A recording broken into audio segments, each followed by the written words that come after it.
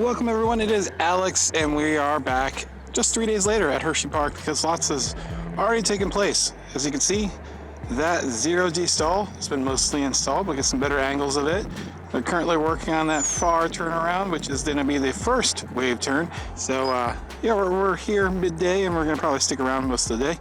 So by the end of the day, we'll have some better lighting and close-up views of some work actually being done since we're not here on a Sunday for once. And here's our first close-up of the zero-G stall, looking absolutely fantastic. We'll have plenty of views of that throughout the update. And here's our little documentation of the saga going on with the ledgers that were a little bit too low. You can see the right side has been lifted up so that saddle is meeting the track, and they're working on getting that other side up. And quickly we'll look on the other portion of the airtime hill, and you can see that middle one, which was the one that was too low, has been risen up, so all those saddles are connected and everything is bolted and good to go. And then a little bit later you can see that it was risen up and is looking good.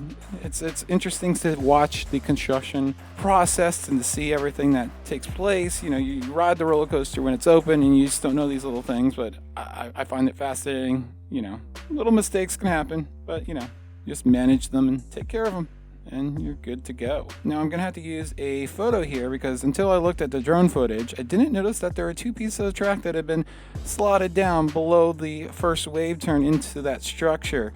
And because of that, didn't take any video of it close up. So we will have a better view of that in our next update, which will take place on Sunday, because I got to go to Great Adventure for opening day, and the weather is looking terrible for Hershey and Great Adventure, but Hershey, if you know, is not the greatest park to go to when it's raining. We'll also have the drone footage at the end of the video. Of course, that is what makes our updates different. Most of the work taking place today was on that wave turn. If you hadn't noticed already, that giant gap of the wood structure has been filled in. So most of the wood has been added to that structure. I think there's a little bit more on the right. As you can see, this piece of C-channel steel was being bolted into place. And yeah, there was a lot of this. About 3 different lifts for each one of these bents was taking place to assemble each part. And this is the time where I remind you to hit that bell for instant notifications when videos comes out, or subscribe, whichever one. Both are free. Check out me on Instagram, the Coaster Spot, and on Twitter, Coaster Spotting, where I post photos of the construction progress, sometimes before the updates even come out. So that's a good resource for you.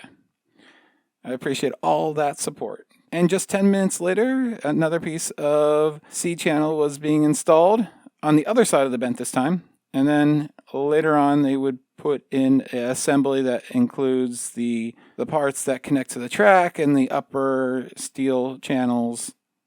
So yeah, they move really quickly. And this is the view from the gardens I didn't get last time. We'll have lots of this with some testing going on because they were really ramping up for opening on Saturday. But yeah, that lift hill structure unfortunately has not had any bits added to it quite yet, but more views of that zero-G stall, just looking absolutely amazing. I love the structure. I love the whip that looks like it's going to have. And inside of the station, they were definitely working. I believe the Q rails were replaced completely. They not reused the old Q rails, which actually were manufactured by Philadelphia Toboggan Coasters. And there's that structure. I think there's a little bit more wood structure needs to be added there, it seems. And then I told you there was another part to the whole assembly. 3 parts, and here is that third part where they are wrestling it into place. As you can see, literally wrestling it into place. So yeah, the 2 bottom C-beams, and then the rest of it just slots on top of it. So we have a separate park update video that will be coming out tomorrow. Just everything that was taking place with testing and a little bit in Zoo America.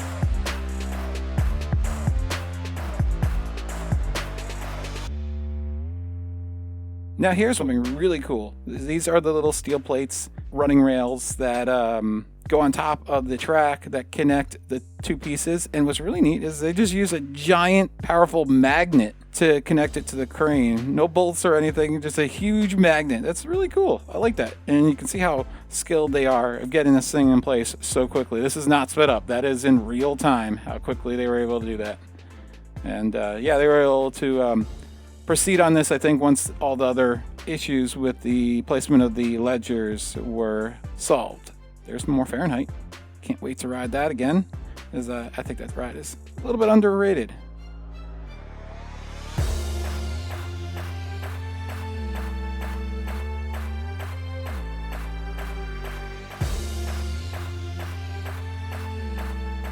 Of course, we took a little trip over to Chocolate World to get some views from the parking lots, and you can see that more assemblies of the steel are being placed. What's interesting about this wave turn is that if you look at lightning rod, you'll see that the vertical ledger is very close to the structure, whereas here on Wildcat's Revenge, it's reaching quite a ways away from the structure. I assume because of the design constraints of having to reuse the footers that were already there. So kind of interesting how the whole steel kind of reaches out for the track once it's placed. If you're wondering what that little bag is that's connected to the C-beam, that's just a bunch of assembled bolts that have the washer, the bolts, and everything on it ready for them to use. And here's our pan showing you the entire progress, well, half the site. Nothing's changed on the underflip, so there's really no reason to show it to you. If you want to see more views of the underflip, we have plenty of other updates that you can go and check out, because they're still fantastic watches in the wave turn, because why not? Over the 6 hours that I was in Hershey, they added about 3 complete assemblies there to the top of the wave turn. Since daylight savings time has begun and there are more daylight hours, they are definitely working much later. Back in like January, they were quitting by like 4 o'clock, and they were still going when I left after 5 p.m. And just love seeing color starting to spring all throughout the park. And I love that bridge structure, as I said, and I love that structure. The structure is amazing. I love it. And there is our best angle. That is just absolutely wicked looking. Definitely looks like there's going to be quite a little bit of whip exiting that 0G stall. I think it's going to be pretty good. That is definitely not going to be the dud that Iron Gwazi was as far as the stall goes. As you might know, I'm not the hugest fan of Iron Gwazi. I love it, but I cannot defend the 0G stall. It is, I think, the weakest one that RMC has ever done. So let's hope that that is not going to be the case here with Wildcat's Revenge. So I think we've had enough shots on the ground, as I said. Last thing I did was take the drone up, so let's go up in the air and see all the progress that's taken place and some stuff that I missed last time. Let's first start with that storage lot. No new track sections, but what they have done for more than half the segments of track, they've added the track ties to one side of half the pieces of track. So that means that these pieces of track are really ready to go. And it seems like a lot of them are very straight, so I'm thinking a lot of them might be for that first drop. I'm not sure. Maybe that's me just hoping. And we're kind of trying to keep the drone shot a little bit quick today, since we have shown so many shots on the ground and not as much progress that we can see that's groundbreaking from above. Of course, if you look very carefully underneath that wave turn, you can see 2 pieces of rail. It's very hard to see, but it's there. As we take a look at the station in the brake run area, one thing I noticed about the brake run is that, yeah, they've begun to wire it up.